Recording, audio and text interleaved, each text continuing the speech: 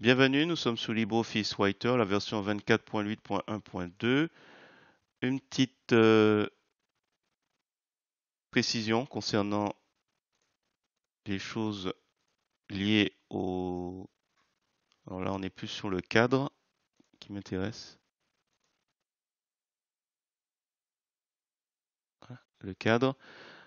Alors, juste pour un rappel, si vous faites un clic bouton droit de la souris, vous pouvez adapter lorsque l'ancrage est au texte. On va mettre à droite et à gauche. Je ne sais pas si ça du sens. Le pas de l'un des innombrables gardiens de la paix de Marseille. Je sais pas, c'est bon. Après, il faut voir comment la disposition se fait. Je pense que ça reste lisible quand on met comme ça. À vous de voir. Ouais, comme ça. Ou à gauche, hein. Quand c'est comme ça, après.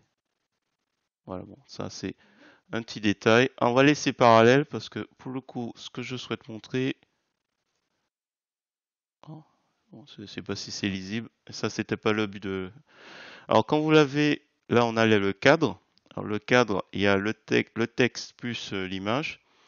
Lorsque vous faites un clic bouton droit de la souris, donc faites bien attention, ne pas confondre. Là, on a vraiment le cadre puisqu'il y a le texte et l'image qui sont sélectionnés. Et quand vous faites un clic bouton droit de la souris, vous allez dans Propriétés. Il ne faut pas confondre bordure, remplissage avec Adapter, où il y a l'espacement. Je vais vous montrer.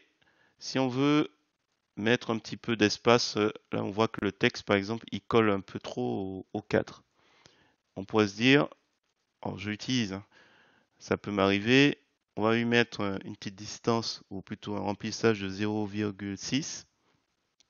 Comme il n'y a pas de bordure, ça se verra pas, ça passe nickel chrome. Hop. Et vous vous retrouvez dans cette configuration qui est beaucoup mieux que tout à l'heure avec le texte qui est collé. Sauf que demain vous décidez de mettre donc dans bordure, vous décidez de mettre une bordure. On va laisser une bordure noire. Vous vous retrouvez dans cette configuration-là. À ne pas confondre avec, hop, à nouveau. Donc là, je remets tout ça à 0. Donc on est toujours dans bordure. Comme c'est synchronisé, il le fait pour tout. À ne pas confondre avec adapter, où vous allez mettre 0,6. On va mettre 0,6 partout. Il n'y a pas de synchronisation pour celui-là. Et je fais OK. Donc là, on a notre... Je vais le réduire un petit peu parce que du coup, on perd. Voilà. On a notre texte. Et si demain, je décide de rajouter une bordure, tiens, je vais mettre rouge pour changer. Il sera collé au cadre que l'on a. Voilà, c'était juste une petite précision. Alors, je ne sais pas si ça fait beau ce genre d'idée.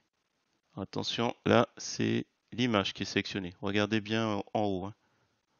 J'ai fait l'erreur et la sélection, elle se... Donc, il faut vraiment faire attention à cette petite petit aspect. D'ailleurs, je pense que je retire la bordure et ce sera plus sympathique autour de l'image.